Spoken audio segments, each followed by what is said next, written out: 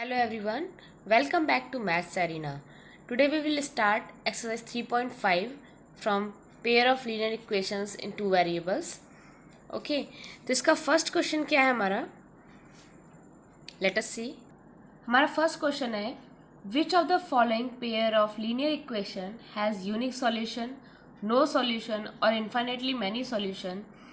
In case there is a unique solution, find it by using cross multiplication method.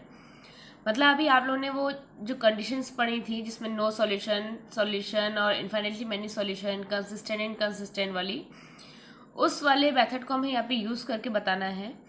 अगर in case कोई ये जो आपके चार ऑप्शंस हैं इनमें किसी में भी यूनिक सॉल्यूशन वाली कंडीशन फॉलो होती है तो हमें उसकी वैल्यू निकालनी है. देखिए यहाँ पे लिखा हुआ है क्रॉस मल्टीप्लीकेशन मेथड. ठीक है, क्रॉस मल्टीप्लीकेशन मेथड जो है वो इस सिलेबस में नहीं है आपके, तो इस केस में ऐसा नहीं है. आपको इस क्वेश्चन को सॉल्व नहीं करना है, आपको जस्ट किसी और मेथड को यूज़ करके, चाहे वो एलिमिनेशन हो या सब्स्टिट्यूशन हो, उसका यूज़ करके आपको इसका आंसर फाइंड आउट करना है इन केस वो यूनिक सॉल्यूशन है. तो पहली इक्वेशन हम देखते हैं, ये हमारी x minus 3y minus 3 equals to 0 और नेक्स्ट इक्वेशन है उसकी 3x minus 9y minus 2 equals to 0. ठीक है, तो ये हमारी क्या हो गई पहली इक्वेशन, ये हो गई हमारी सेकंड इक्वेशन. तो हम अभी तक क्या करते आ रहे थे, हमें इनकी जो भी कोफिशिएंट है, x का कोफिशिएंट क्या है a, y का कोफिशिएंट है b और जो भी आपका कांस्टेंट है उसको हमने c माना था. तो अगर हम एक इक्वेशन में रखते हैं तो a1 क्या हो गई मेरे पास 1.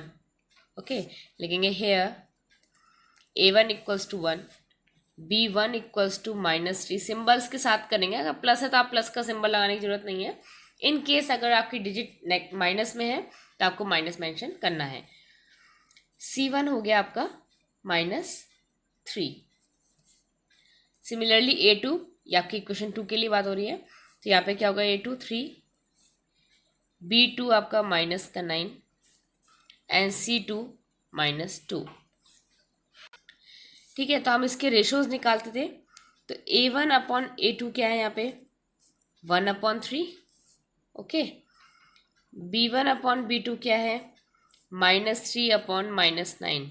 माइनस से माइनस कैंसिल आउट, 3 वन जा 3, 3 3 9, तो ये भी आपका क्या हो गया 1/3. c1 upon c2 minus 3 upon minus 2, तो माइनस माइनस कैंसिल आउट 3/2. तो यहाँ पे क्या होता है हमारा a1 upon a2 is equals to b1 upon b2. आप देख सकते हो ना, a1 अपॉन a2 भी हमारा 1/3 है, b1 अपॉन b2 भी 1/3 है, तो ये दोनों तो इक्वल टू हो गए. लेकिन c1 अपॉन c2 इसके बराबर नहीं है क्योंकि ये क्या आया हमारा 3/2. तो ये कंडीशन क्या है नो सॉल्यूशन की. देयरफॉर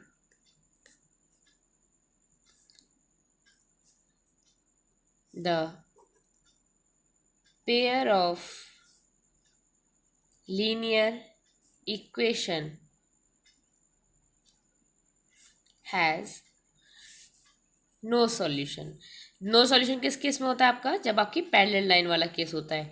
तो ये आपका सेम पैरेलल लाइन वाला केस है, it means it will have no solution. और आपसे क्या कहता है इसमें अगर यूनिक सॉल्यूशन है तो आपको आंसर निकालना है. तो यूनिक सॉल्यूशन तो आया ही नहीं, नो सॉल्यूशन है इसका, इसलिए आपको इतना ही करके आपको शो करके छोड़ देना है. इन केस यूनिक सॉल्यूशन आता है तो उसको सॉल्व करना है. Coming to the next part, आपका नेक्स्ट पार्ट है 2x plus y minus 5 equals to 0, 3x plus 2y minus 8 equals to 0. Same वही मेथड, तो यहाँ क्या है here a1 equals to 2, b1 equals to 1, c1 equals to minus 5, a2 equals to 3, b2 equals to 2 and c2 equals to minus 8. Okay, a1 upon a2 क्या है यहाँ पे 2/3. Okay, b1 upon b2 क्या है वो है आपका 1/2. c1 अपॉन c2 क्या है आपका माइनस 5 अपॉन माइनस 8. माइनस से माइनस कैंसिल आउट, तो आपको क्या बचा 5/8. क्लियर है. यहाँ पे a1 upon a2 is not equals to b1 upon b2. Since a1 upon a2 is not equals to b1 upon b2, तो क्या है इसका मतलब, लीनियर इक्वेशन का यूनिक सॉल्यूशन है ये कंडीशन में। Therefore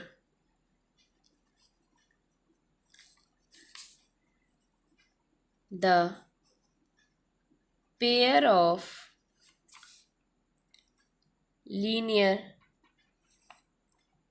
equation has a unique solution. Unique solution किस में क्या था, हमें इसका सॉल्यूशन फाइंड आउट करना है, मतलब एक्स और वाई की हमें वैल्यू फाइंड आउट करनी होगी। तो हमारी इक्वेशंस क्या थी, 2x + y - 5 = 0। क्लियर। तो इसको हम क्या लिख सकते हैं, 2x + y = 5। ठीक है, इसको मैंने इक्वेशन 1 दे दिया। नेक्स्ट थी आपकी इक्वेशन 3x + 2y - 8 = 0। इसको मैं ऐसे लिख सकती हूँ, 3x + 2y, ये माइनस की डिजिट है, इधर जाके प्लस हो जाएगी, तो ये हो गई आपकी इक्वेशन 2। तो अगर मैं इसको एलिमिनेशन मेथड से सॉल्व करूँ तो आप देखोगे यहाँ पे x के कोफिशिएंट क्या है, यहाँ पे 2, यहाँ पे 3। ठीक है, यहाँ पे y का कोफिशिएंट क्या है 1, यहाँ पे y का कोफिशिएंट क्या है 2। अगर मुझे किसी भी एक के कोफिशिएंट को चेंज करना है तो ईजी क्या है हमारे पास, y का कोफिशिएंट, अगर मैं इस इक्वेशन को पूरे को 2 से मल्टीप्लाई कर दूँ तो क्या हो जाएगा, ये 2y हो जाएगा, ये आपका 4x हो जाएगा, ये 10 हो जाएगा। तो हमें बेसिकली एक कोई भी जो आपका वेरिएबल है उसके कोफिशिएंट्स को सेम करना है। तो यहाँ पे ये सेम हो गया तो हम क्या लिख देंगे, मल्टीप्लाइंग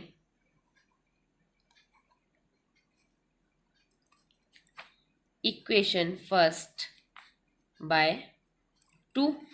तो ये क्या हो जाएगी, 4x + 2y = 10। एंड अब ये आपके क्या है, यहाँ पे देखो सेम साइन है, सेम साइन होता तो क्या होता है आपके सब्ट्रैक्ट, एंड सब्ट्रैक्ट इक्वेशन 2/1। हम अगर डायरेक्ट लिख देंगे तो हमें इक्वेशन थर्ड लिखने की जरूरत नहीं है। ठीक है, तो सब्ट्रैक्ट कर देना हमें इक्वेशन 2 को इक्वेशन फर्स्ट से। तो यहाँ पे 3x + 2y = 8, इससे हमें सब्ट्रैक्ट करना है, सब्ट्रैक्ट करना है मतलब साइन चेंज हो जाएंगे सारे। तो 4x - 3x क्या हो जाएगा आपका x, ये दोनों तो कैंसिल आउट ही हो गए, और ये क्या हो गया 10 - 8 2। तो x की वैल्यू तो मेरे पास 2 आ गई। अब इस x की वैल्यू 2 को हम किसी भी एक इक्वेशन में पुट कर देंगे, हमें y की वैल्यू मिल जाएगी। तो putting value of x in equation first, equation first में रखेंगे हम। तो हमारा इक्वेशन फर्स्ट क्या है, 2x + y =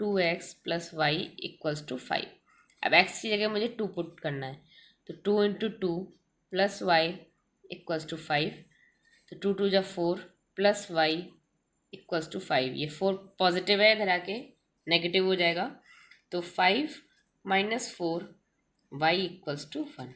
अब मेरे पास x और y की दोनों की वैल्यूज़ आ गई हैं।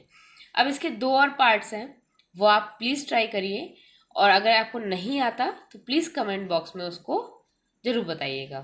Coming to the next question. Next question क्या है, for which values of a and b does the following pair of linear equations have an infinite number of solutions। मतलब आपके पास ये जो 2 इक्वेशंस गिवन है, इसमें आपको a और b की वैल्यू जो है अननोन है। देखिए a - bx, ये a + b y, और ये 3a + b, ये जितने भी आपके a और b हैं इनकी मतलब ऑब्वियस सी बात है a की एक वैल्यू आएगी, b की अलग वैल्यू आएगी। तो a और b की आपको वैल्यूज़ फाइंड आउट करनी है, लेकिन कंडीशन क्या है कि आपकी लीनियर इक्वेशन जो आपको गिवन है इसकी क्या है, इनफाइनाइट नंबर ऑफ सॉल्यूशंस हैं। तो देखिए इसको कैसे करते हैं। देखिए अभी जो मेथड चल रहा था इनफाइनाइटली मैनी सॉल्यूशन की कंडीशन क्या होती है, फॉर इनफाइनाइटली मैनी सॉल्यूशन, हमारे पास कंडीशन क्या है, a1/a2 should be equals to b1/b2 and will be equal to c1/c2।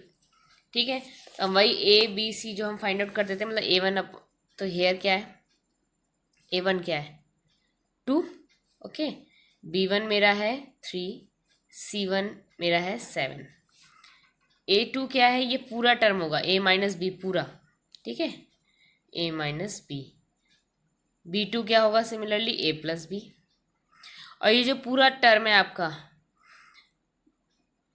ये 3A प्लस बी माइनस 2, ये पूरा आपका C2 हो जाएगा, 3A प्लस बी माइनस 2। अब आपको इसमें पुट कर देना है, फिर देखते हैं क्या क्या वैल्यूज आती हैं। तो क्या बन जाएगी ये 2/A minus B equals to 3/A plus B equals to 7/3A plus B minus 2।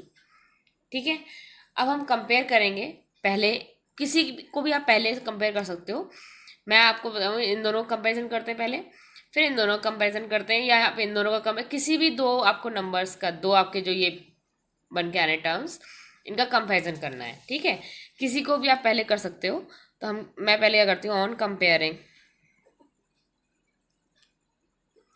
Compare क्या करेंगे 2/A minus B is equals to 3/A plus B. अब क्या होगा सर, क्रॉस मल्टीप्लाई। ठीक है, तो ये क्या हो जाएगा, इससे ये आपको एरो लगाना नहीं है, मैं आपको बता रही हूँ। 2 का मल्टीप्लाई A प्लस बी से पूरा, और 3 का मल्टीप्लाई A माइनस बी से। तो क्या हो जाएगा 2 into A plus B equals to 3 into A minus B. तो ये क्या हो जाएगा 2A plus 2B is equal to 3A minus 3B। Okay, तो ये क्या बन जाएगा 2A माइनस 3A, सारे टर्म्स एक साथ ले आते हैं हम, 2B plus 3B equals to 0। तो ये क्या बन जाएगा आपका -A plus 5B equals to 0।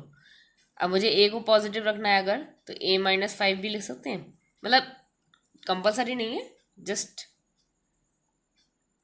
A method. Okay, तो ये आपकी क्या बन गई, ये ऑलरेडी आपके पास फर्स्ट और सेकंड इक्वेशंस थी, ये आपकी फर्स्ट इक्वेशन थी, ये आपकी सेकंड इक्वेशन थी। तो ये कौन सी इक्वेशन बन गई आपकी, थर्ड इक्वेशन। अब हम किस किस को कंपेयर करते हैं, अब हम इन दोनों को कंपेयर करते हैं। Okay, on comparing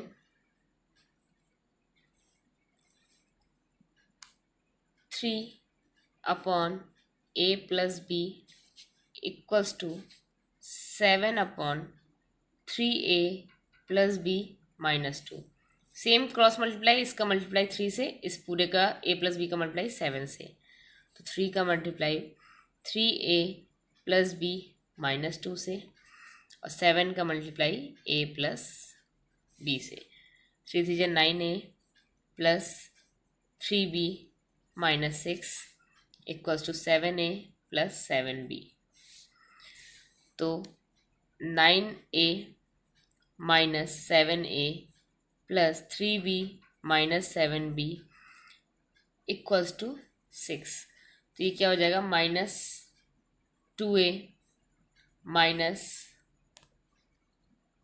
9A minus 7A आपका प्लस 2A, ये क्या बन जाएगा माइनस का 4B इक्वल्स टू 6। ठीक है, अब इसमें से अगर आपको कुछ कॉमन दिख रहा है तो हम कॉमन भी ले सकते हैं। इन केस हम पहली इक्वेशन को देखते हैं एक बार। पहली इक्वेशन है मेरी, जो थर्ड इक्वेशन है वह है A minus 5B।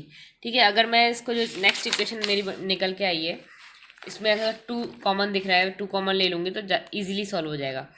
A minus 2B equals to 3।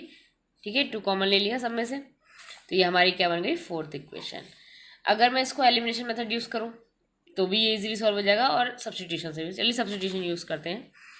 तो फ्रॉम इक्वेशन फर्स्ट से क्या आ जाएगा, A इक्वल्स टू 5B हो जाएगा, माइनस का इधर आके प्लस हो जाएगा, A इक्वल्स टू 5B। अब ये हम इसमें पुट कर देते हैं, putting equation third, sorry, okay, putting value of A in equation fourth.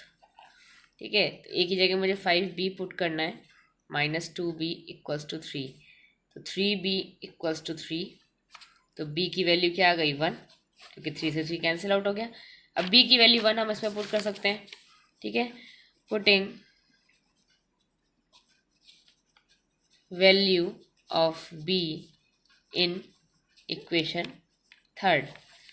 तो क्या आ जाएगा, a इक्वल्स टू 5 इंटू 1, तो a की वैल्यू क्या आ गई मेरे पास 5। तो a और b जो अननोन वैल्यूज़ थी, जब मैं फाइंड आउट करने को कहा गया था, वो मेरे पास आ गई है। a की वैल्यू 5 आ गई है, b की वैल्यू 1 आ गई है। Okay, in case you have any doubt please मुझे कमेंट बॉक्स में ज़रूर बताइएगा। Coming to the next question, इसका नेक्स्ट पार्ट क्या कह रहा है, for which value of k will the following pair of linear equation have no solution. अभी पहले वाले में क्या था, इन्फिनिटली सॉल्यूशन, इसमें नो सॉल्यूशन है और हमें k की वैल्यू फाइंड आउट करनी है। ओके, चलिए इसको देखते हैं। ठीक है, ये हमारी इक्वेशंस थी। तो for no solution, no solution के लिए हमें निकालना है। तो नो सॉल्यूशन वाली कंडीशन क्या होती है, a1 upon a2 will be equals to b1 upon b2 but not equals to c1 upon c2। तो here a1 is 3, b1 is 1, c1 is also 1, a2 is 2k minus 1, b2 is k minus 1, c2 is 2k plus 1। Okay, अब इसको हमें इसमें put out कर देना है। तो क्या बन जाएगा, 3 upon 2k minus 1 equals to 1 upon k minus 1 is equals to 1 is not equals to 1 upon 2k plus 1। इनको कंपेयर करते हैं। ऑन कंपेयरिंग, सेम मेथड है, बस आपके इसमें लग गया कि पहले वाले में था इन्फिनिटली मैनी सॉल्यूशन, इसमें आ गया नो सॉल्यूशन, बस कंडीशंस डिफरेंट है, मेथड वाइज सेम है। 3 upon 2k minus 1 equals to 1 upon k minus 1, same cross multiply, 3 into k minus 1 2k minus 1, 3k minus 3 equals to 2k minus 1। 3k में से 2k आपका subtract हो जाएगा, ठीक है, और ये क्या हो जाएगा, -3 इधर जाके पॉजिटिव हो जाएगा, 3 minus 1, 3k minus 2k k equals to 2। ये मेरी k की वैल्यू आ गई। लेकिन अभी नॉट इक्वल टू वाला केस भी है, तो इसको भी हम कंपेयर करके देखेंगे कि k की वैल्यू 2 तो है लेकिन क्या नहीं है वो भी हमें बताना होगा। तो on comparing 1 upon k minus 1 equals to not equals to 1 upon 2k plus 1, cross multiply, 2k plus 1 not equal to k minus 1, k minus 1 k इधर आएगा तो आपका 2k minus k is not equals to -1 minus 1, then k is not equals to -2, मतलब 2 के तो बराबर है और -2 के बराबर नहीं है। क्लियर है आपको इन क्वेश्चंस को कैसे सॉल्व करना है? ये क्वेश्चंस आते हैं आपके बोर्ड में, तो प्लीज़ इसको समझिए। इन केस नहीं आता please let me know. Okay, coming to the next question. Next question है आपका, solve the following pair of linear equation by substitution and cross multiplication method. अभी तक आपसे क्या पूछा गया था पहले वाले उसमें 3.4 में, substitution and elimination method. Same वही चीज़ को प्रूफ करने के लिए आपसे क्रॉस मल्टीप्लिकेशन मेथड को करने को कहा गया है, लेकिन आपको क्रॉस मल्टीप्लिकेशन मेथड सिलेबस में नहीं है, तो आपको सिंपली इस क्वेश्चन को सब्स्टिट्यूशन मेथड से सॉल्व करना है। तो that I think you know very well. If you don't know please comment box में मेंशन करिए। तो हम फोर्थ क्वेश्चन पे आते हैं। फोर्थ क्वेश्चन क्या है, form the pair of linear equation in the following problems and find their solution if they exist. मतलब सॉल्यूशन फाइंड करना है अगर है तो, बाय एनी एल्जेब्रिक मेथड, मतलब आप इसमें कोई भी मेथड यूज कर सकते हैं, राइट। फर्स्ट पार्ट क्या है, a part of monthly hostel charges is fixed, मतलब आपका जो हॉस्टल है उसके कुछ मंथली चार्जेस तो फिक्स्ड हैं। रिमेनिंग किस पे डिपेंड करता है, remaining depends on the number of days one has taken food in the mess. और बाकी क्या डिपेंड करता है, अगर उसने मैस में खाना खाया है तो उस पर डिपेंड करता है। When student a takes food for 20 days, एक स्टूडेंट ए उसने 20 दिन के लिए मैस से खाना खाया, उसको पे करना पड़ा 1000 rupees as a hostel charge, उसे 1000 रुपीज़ देने पड़े। एक स्टूडेंट बी है जिसने 26 डेज के लिए फूड लिया मैस में, उसे पे करने पड़े 1180 रुपीज़। ओके, हमें क्या फाइंड करना है? Find the fix charges and the cost of food per day. Okay, coming to the solution, let fixed charge हमने मान लिया equals to rupees x. Okay, and charges per day is rupees y. तो according to question हमारी conditions क्या क्या हैं कि एक ने क्या किया, 20 डेज के लिए स्टूडेंट ए ने 20 डेज के लिए फूड लिया मैस से, उसे 1000 रुपीज़ पे करने पड़े। मतलब एक्स तो फिक्स चार्ज है प्लस 20 डेज एक्स्ट्रा चार्ज के लिए, और उसे 1000 रुपीज़ टोटल पे करने पड़े। तो इक्वेशन क्या बन जाएगी आपकी? इक्वेशन बनेगी आपकी एक्स तो आपका फिक्स चार्ज प्लस 20 डेज उसने मैस में खाना किया, तो चार्ज पर डे 20 और उसे टोटल कितना पे करना पड़ा? 1000 रुपीज़। तो ये तो हो गई आपकी पहली इक्वेशन, करेक्ट।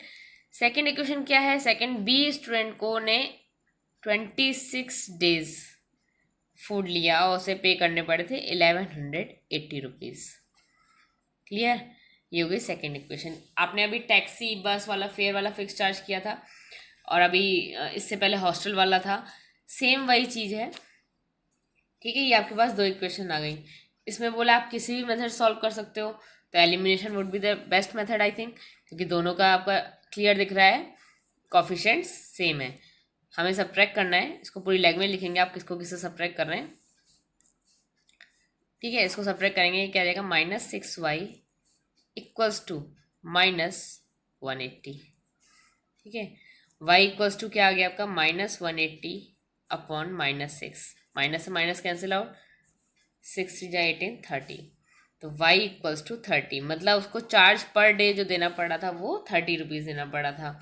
अब आप इसको किसी भी एक इक्वेशन में पुट कर दोगे। अगर मैं इसको फर्स्ट इक्वेशन में पुट कर दूं तो क्या वैल्यू आ जाएगी? x plus 20 into 30 is equals to 1000। तो x plus 600 is equals to 1000। अब ये प्लस का है, इधर आके माइनस हो जाएगा, तो x इक्वल्स टू 1000 माइनस 600। तो x की वैल्यू क्या आ गई मेरे पास? ₹400। ठीक है, तो फिक्स चार्ज तो हो गए 400 and charges per day is ₹30। Okay, understand? थोड़ा लैंग्वेज आपको जरूरी लिखनी है कि subtracting equation first from equation second and putting value of y in equation first. तो ये आपको पूरा लिखना पड़ेगा। और फिर लास्ट में ये भी बताना पड़ेगा कि fixed charge therefore fixed charge equals to ₹400 and charges per day equals to ₹30. Okay, coming to the next question. A fraction becomes 1/3 when 1 is subtracted from the numerator. Fraction जो है 1/3 बन जाता है अगर न्यूमरेटर से मैं 1 सब्ट्रैक्ट कर दूं। And it becomes 1/4। 1/4 कब बन जाता है? जब 8 इज एडेड टू डिनोमिनेटर, जब डिनोमिनेटर में 8 ऐड कर दिया जाए। Find the fraction. हम क्या करेंगे? Let fraction is equals to x upon y। ठीक है, तो इसमें न्यूमरेटर क्या है आपका? x, डिनोमिनेटर क्या है? y। तो क्वेश्चन क्या कह रहा है आपसे? फ्रैक्शन जो है आपका 1/3 बन जाता है जब 1 सब्ट्रैक्ट कर देते हैं हम न्यूमरेटर से। तो न्यूमरेटर से अगर मैं 1 सब्ट्रैक्ट कर देती हूँ तो आपका फ्रैक्शन क्या बन जाता है? 1/3। ठीक है, क्रॉस मल्टीप्लाई करेंगे, ये फर्स्ट केस है आपका। ठीक है, तो क्या बन जाएगा? 3x minus 1 equals to y। तो 3x minus 3 equals to y, 3x minus y equals to 3। ये आपकी बन गई पहली इक्वेशन। क्लियर? सेकेंड क्या कह रहा है आपसे? It becomes 1/4। 1/4 बन जाती है, कब बन जाती है? When 8 is added to denominator. मतलब न्यूमरेटर में हम कुछ नहीं कर रहे, लेकिन डिनोमिनेटर में अगर मैं 8 को ऐड कर देती हूँ तो क्या बन जाएगा? 4x equals to y plus 8। तो 4x minus y equals to 8। ये आपकी बन गई इक्वेशन सेकेंड। वही सेम चीज आपको यहाँ पे भी y का कोफिशिएंट 1 दिख रहा है, यहाँ पे y का कोफिशिएंट 1 दिख रहा है। तो जिस मेथड से मुझे इजी लगेगा मैं उसको सॉल्व करूंगी। ठीक है, तो सब्ट्रैक्ट करेंगे हम, सब्ट्रैक्टिंग इक्वेशन 1 बाय इक्वेशन 2। तो 4x minus y equals to 8, 3x minus y equals to 3। Subtract करना है मुझे तो साइन चेंज होंगे। तो 4x माइनस 3x विल बी x, ये कैंसिल आउट। तो 8 माइनस 3 क्या आ जाएगा 5। तो आपके पास x की वैल्यू आ गई। इसे आप किसी भी इक्वेशन में पुट कर सकते हो। मैं इस इक्वेशन में पुट करती हूँ। तो 3 into 5 minus y equals to 3, 15 minus y equals to 3। तो क्या आ जाएगी y की value, minus y equals to 3 minus 15। तो minus y equals to minus 12। तो y की वैल्यू क्या आ गई आपकी 12। तो रिक्वायर्ड फ्रैक्शन क्या हो गया, रिक्वायर्ड फ्रैक्शन आपका हो गया x अपॉन वाई मतलब 5 अपॉन 12। Get it. आपको ये बहुत ईजी है, आप प्रैक्टिस करेंगे तो आपको खुद ही समझ में आएगा क्वेश्चन बनाना एंड उसको सॉल्व करना, दोनों ही बहुत ईजी काम है। Okay, coming to the next part. Yash scored 40 marks in a test. Yash है, उसको 40 मार्क्स मिलते हैं टेस्ट में। 3 marks for right answer and losing 1 marks for each wrong answer. पहले मैं इसको कंसेप्ट समझाती हूँ कि राइट रॉन्ग पे नंबर क्यों कटते हैं। इन केस आप किसी कंपटीशन में बैठते हो 12th एग्जाम के बाद, तो उसमें आपकी नेगेटिव मार्किंग शुरू हो जाती है। तो सपोज आपके पास 5 क्वेश्चन अटेम्प्ट करने के लिए, let us suppose 1, okay, 2, 3, 4 and 5। ठीक है, हर सही क्वेश्चन के लिए आपको 2 मार्क्स मिल रहे हैं। ठीक है, 2 मार्क्स फॉर करेक्ट एंड -1 हो जाते हैं आपके अगर आप गलत करते हो तो।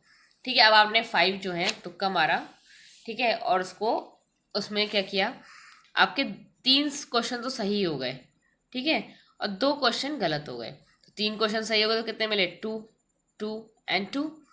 लेकिन यहाँ क्या हो गया, गलत होने पे माइनस मार्किंग भी होती है। तो आप सोच के गए, चलो आपने घर आके रीचेक किया कि चलो कुछ नहीं, मेरे 6 नंबर तो पक्के हैं बिकॉज 2 + 2 + 2 इज 6। ठीक है, लेकिन 6 आपके मार्क्स नहीं आएंगे क्योंकि यहाँ पे -2 भी हो रहा है, -1 -1 -2। तो आपका आंसर आपके नंबर जितने आएंगे 4। सोच के तो आप गए थे कि आपके 6 मार्क्स आएंगे, लेकिन मार्क्स आ जाते हैं 4। तो ये होती है आपकी नेगेटिव मार्किंग। जो आगे आप कॉम्पिटिटिव एग्जाम्स दोगे, कोई सा भी किसी भी फील्ड में चले जाओ, चाहे कॉमर्स आर्ट्स किसी में भी, साइंस, तो आपको ये चीज़ जरूर आएगी। ठीक है, तो सेम यश के साथ हुआ, उसको 40 मार्क्स मिले टेस्ट में। ठीक है, 40 मार्क्स मिले थे टेस्ट में और 3 मार्क्स मिले उसे सही आंसर के लिए और 1 मार्क्स कट रहे हैं उसे रॉन्ग आंसर के लिए। लेकिन अगर उसे 4 मार्क्स मिलते सही आंसर के लिए और 2 मार्क्स कट जाते गलत आंसर के लिए, तो यश के 50 मार्क्स आ जाते, 50 मार्क्स आ जाते मतलब। तो हमें बताना है कि कितने क्वेश्चंस दिए गए थे टेस्ट में, इन दोनों कंडीशंस को देख के बताना है। तो देखिए, चले, let number of right answers is equals to x, number of wrong answer is equals to 5। ठीक है, तो टोटल क्वेश्चंस कितने हो गए, x + y। क्लियर। तो अकॉर्डिंग टू क्वेश्चन उसने पहली कंडीशन क्या दी थी कि 3 क्वेश्चंस तो करेक्ट हैं, 3 मार्क्स मिल रहे हैं मतलब करेक्ट आंसर के लिए। तो राइट आंसर कितने हैं x, ठीक है, और 3 मार्क्स मिल रहे हैं आपको राइट आंसर के लिए। तो ये क्या हो जाएगा 3x, और माइनस हो जाते हैं रॉन्ग आंसर के लिए। रॉन्ग आंसर के लिए इसके नंबर कितने कट रहे थे 1, तो 1 × y that will be y, और उसको टोटल मार्क्स कितने मिल जाते हैं 40। ये तो हो गई पहली कंडीशन। सेकेंड कंडीशन में क्या कर रहा है, इन केस उसे 4 मार्क्स अवॉर्ड दिए जाते हैं फॉर अ राइट आंसर, तो 4x, और माइनस कर जाते 2 मार्क्स फॉर रॉन्ग आंसर, तो उससे 50 मार्क्स मिल जाते। तो ये हो गई हमारी इक्वेशन सेकेंड। ठीक है, इसको हम सब्स्टिट्यूशन से सॉल्व करते हैं। ठीक है, तो फ्रॉम इक्वेशन फर्स्ट से अगर मैं y की वैल्यू फाइंड आउट करूं तो क्या आ जाएगी, y equals to 3x minus 40। पता है सर कैसे आया, y नेगेटिव है, इधर आके पॉजिटिव हो गया आपका, और 40 पॉजिटिव है तो इधर आके नेगेटिव हो गया। 3x अपनी जगह पे है, तो 3x minus 40 equals to y, तो y equals to 3x minus 40। इसको हम पुट कर देते हैं सेकेंड इक्वेशन में। Putting value of y in equation second. ठीक है, तो 4x तो 4x ही रहा, माइनस 2, y की value 3x minus 40 equals to 50। तो आपको आ जाएगा 4x minus 3 to the 6x plus 80 equals to 50। 4x minus 6x minus 2x and 50 minus 80 हो जाएगा। ठीक है, तो माइनस 2x इक्वल्स टू क्या हो जाएगा, माइनस के 30। ठीक है, माइनस से माइनस आपके कैंसिल आउट, तो x की वैल्यू क्या आ जाएगी, 30 डिवाइडेड बाय 2। तो x की वैल्यू क्या आ गई मेरे पास, 15। ठीक है, ये x की वैल्यू 15 हम इसमें पुट करते हैं y equals to 3x minus 40 में। तो putting value of x in equation first, तो y equals to 3x minus 40। ठीक है, 15 3 जा 45 minus 40 is equals to 5। 45 minus 40 is 5। ठीक है, therefore number of right answer is equals to 15 and number of wrong answer is equals to 5। clear है? coming to the next question, part 4th, places A and B are 100 kilometer apart on a highway। let us suppose ये आपकी कोई place A है, ये आपकी place B है, ये दोनों जो है 100 किलोमीटर दूर हैं एक दूसरे से। ठीक है, ये पहली लाइन आपकी क्वेश्चन की ये कह रही है। फिर क्या आ रहा है, वन कार स्टार्ट फ्रॉम ए, एक कार स्टार्ट होती है पॉइंट ए से, और अनदर फ्रॉम बी, और दूसरी स्टार्ट होती है बी से एट द सेम टाइम, दोनों बिल्कुल सेम टाइम पे स्टार्ट होती है। If the car travel in same direction, अगर कार जो है सेम डायरेक्शन में ट्रेवल करती है एट डिफरेंट स्पीड, लेकिन अलग अलग स्पीड से, दे मीट इन 5 आवर्स, उन्हें 5 आवर्स लग जाते हैं मिलने में।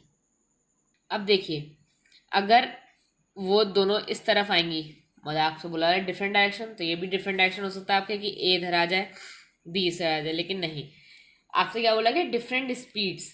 ठीक है, तो आपसे क्या होगा, वो दोनों अलग अलग डायरेक्शन में जाएंगे, एक दूसरे की तरफ नहीं आएंगे। ठीक है, डिफरेंट डायरेक्शन मतलब ये वाला, ये इधर जा रहा है तो ये इधर जा रहा है। अब या तो ए अपनी स्पीड बढ़ा दे अब बी से मिल ले, या बी अपनी स्पीड स्लो कर दे, अब वो ए और बी दोनों एक जगह मिल जाएंगे।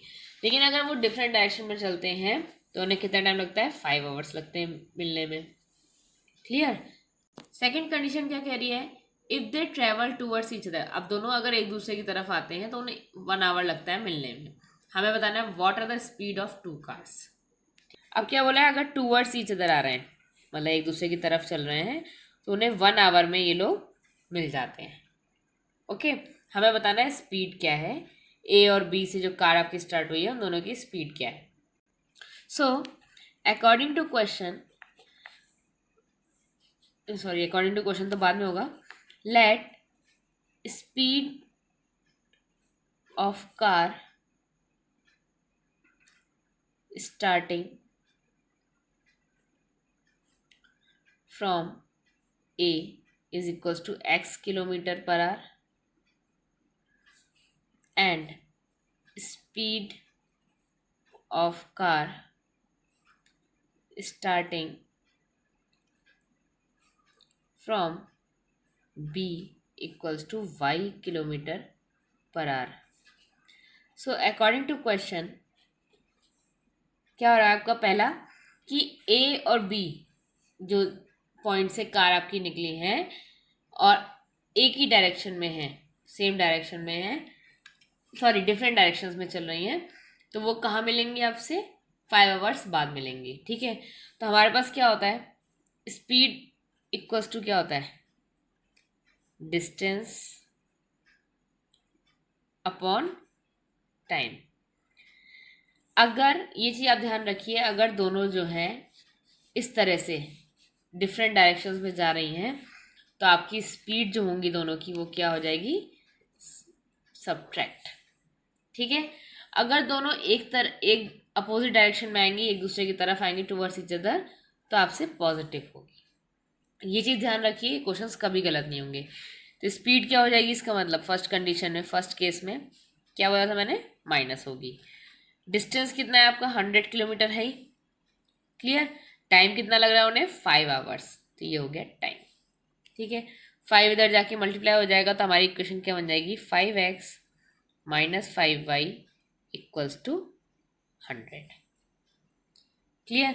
अब इसमें से x और y मैं कॉमन ले सकती हूँ, लेते हैं, कॉमन भी ले सकते हैं और दूसरा आप यहाँ पे भी इसको रिड्यूस कर सकते हैं. तो 5 1 जा 5, 5 2 जा 10, तो आपकी इसकी ज़रूरत ही नहीं है. तो आपकी इक्वेशन क्या बन गई, x minus y equals to 20. ये आपकी बन गई फर्स्ट इक्वेशन. क्लियर. सेकंड पे आते हैं. सेकंड पे आपको बताया था कि अगर टूवर्ड्स ईच अदर हैं तो आपकी स्पीड क्या हो जाएंगी, ऐड हो जाएंगी. उसको 100 किलोमीटर का डिस्टेंस ही कवर करना है, लेकिन टाइम कितना लग रहा है, 1 आवर. ठीक है, तो हमारी दूसरी इक्वेशन क्या हो गई, x plus y equals to 100. ये हमारी हो गई इक्वेशन 2. पहली क्या थी, x minus y equals to 20. ठीक है, माइनस का y आप दिख रहे हैं, और ये क्या है, x plus y equals to 100. तो हम इसको एलिमिनेशन मेथड से सॉल्व कर सकते हैं. x plus y equals to 100, x minus y equals to 20. तो लिख देते हैं एडिंग, क्योंकि डिफरेंट साइन है तो ऐड करना होगा इक्वेशन 1 एंड इक्वेशन 2. ऐड में कोई साइन चेंज नहीं होते, एज इट इज साइन चलते हैं. x plus x 2x equals to 120. तो x की वैल्यू क्या आ गई, 60. 2 डिवाइड हो जाएगा. ठीक है, तो मतलब आपसे कार इस पॉइंट ए से जो भी कार आपकी स्टार्ट हुई है उसकी स्पीड कितनी है, 60 किलोमीटर पर आवर. उसको आप इसमें पुट कर सकते हैं फर्स्ट इक्वेशन में. तो क्या आ जाएगी value, 60 minus y equals to 20. तो y की वैल्यू 40. क्लियर है, ये y नेगेटिव का है, ये आपका माइनस हो जाएगा. 60 माइनस 20 दैट इज 40. तो speed of car starting from point A is 60 kilometre per hour. Okay, and speed of car starting from point B is 40 kilometre per hour. Clear है ये question. Coming to the next part. Area of rectangle get reduced by 9 square unit. जो area है rectangle का वो होता है आपका length into breath. वो 9 स्क्वायर यूनिट कम हो गया. कब हो गया 9 square unit come, if length is reduced by 5 unit. अगर लेंथ को मैं 5 यूनिट कम कर दूं और ब्रेथ को इंक्रीज कर दूं 3 यूनिट्स. ठीक है, ये हो गई पहली कंडीशन. नेक्स्ट क्या है, अगर हम लेंथ को इंक्रीज कर दें बाय 3 यूनिट्स और ब्रेथ को भी 2 यूनिट से, तो ये एरिया क्या इंक्रीज हो जाएगा, 67 स्क्वायर यूनिट्स इंक्रीज हो जाएगा. हमें डायमेंशंस फाइंड करना है रेक्टेंगल के. सबसे पहले हम देखते हैं एरिया ऑफ रेक्टेंगल क्या होता है. Rectangle is equals to length into breadth. ठीक है, इसका मतलब इसके 2 डायमेंशंस हुए, एक लेंथ और एक ब्रेथ जो हमें फाइंड आउट करने हैं. तो हमने क्या है, let length equals to x metre, कोई यूनिट है ना, एक्स यूनिट, स्क्वायर यूनिट के बारे में बात हो रही है. आप यूनिट्स जरूर मेंशन करिए. अगर क्वेश्चन पेपर में जो भी यूनिट मेंशन है आपके क्वेश्चन में, उस यूनिट को जरूर मेंशन करिएगा. इन केस यूनिट डिफरेंट दे रखी है तो उसको आपको सेम यूनिट बनाना पड़ेगा. तब आप आगे सॉल्व करिएगा, प्लीज़ कीप इन माइंड। आप लोग जो बोलते हैं ना एनसीईआरटी से क्वेश्चंस आते हैं, तो आपको क्लियरली एनसीईआरटी उठा के नहीं दी जाएगी एग्जाम में। आपको थोड़े मॉडिफिकेशन जो चेंजेस होते हैं वो इसी टाइप के होते हैं कि आपको यूनिट्स अलग दे देंगे, कंडीशंस ऊपर नीचे कर देंगे, एरिया की जगह पेरीमीटर कर देंगे। चीज़ वही है, बस थोड़ा सा सोचने का नज़रिया बदल जाता है। क्लियर? तो आपका एरिया क्या बन जाएगा इस केस में? Area of rectangle is equals to x y हो गया। ठीक है, therefore area of rectangle x y हो गया। फर्स्ट कंडीशन क्या कह रहा है हमारे से अकॉर्डिंग टू क्वेश्चन, कि अगर लेंथ हमारी एक्स है, उसमें 5 यूनिट्स मैं कम कर दूं और ब्रेथ में जो कि वाई है उसमें 3 यूनिट्स बढ़ा दूं, तो area of rectangle 9 square unit से रिड्यूस हो जाता है। ठीक है, तो इसकी इक्वेशन क्या बन जाएगी? ये x y plus 3x minus 5y minus 15 is equals to x y minus 9। In case you don't know, अगर इक्वल्स टू के दोनों तरफ कोई है और प्लस माइनस के अलावा कोई और सिंबल की बात नहीं हो रही है, तो अगर सेम साइन है और सेम आपके नंबर्स या टर्म्स हैं, तो आप उसको डायरेक्टली कट डाउन कर सकते हो कि इधर जाके भी माइनस ही होगा। क्लियर? तो ये आपको क्या हो जाए? 3x minus 5y, 3x minus 5y is equal to 15 minus 9। 15 minus 9 क्या होता है आपका? 6। तो 3x minus 5y equals to 6। ये हो गई मेरी पहली इक्वेशन। कंडीशन सेकंड क्या कह रहा था वो? If we increase length by 3 units, तो इसमें क्या किया? लेंथ को 3 यूनिट्स बढ़ा दिया। नेक्स्ट क्या बोल रहा है? एंड ब्रेथ बाय 2 यूनिट्स, और ब्रेथ को बढ़ा दिया 2 यूनिट से, तो एरिया जो है वो इंक्रीज हो गया 67 स्क्वायर यूनिट्स। इसको सॉल्व करेंगे, x y plus 2x plus 3y plus 6 equals to x y plus 67। X y से x y cancel out, 2x plus 3y is equals to 67 minus 6, 2x plus 3y is equals to 61। ये आपके पास दो equation आ गई। ठीक है, अब इसको आप एलिमिनेशन, सब्स्टिट्यूशन किसी भी मेथड से सॉल्व करिए, और इसका सॉल्यूशन प्लीज़ कमेंट बॉक्स में बताइए आप क्या आपका आंसर्स आए, और इनकेस आपको नहीं आया सॉल्यूशन तो उसको भी आप कमेंट बॉक्स में मेंशन करिए। यहाँ पे आपकी एक्सरसाइज 3.5 कंप्लीट होती है। स्टे ट्यून फॉर एक्सरसाइज 3.6 जो कि मैं कल आपको अपलोड करती हूँ, कल आपके लिए। तो and keep your self updated with maths arena. Thank you.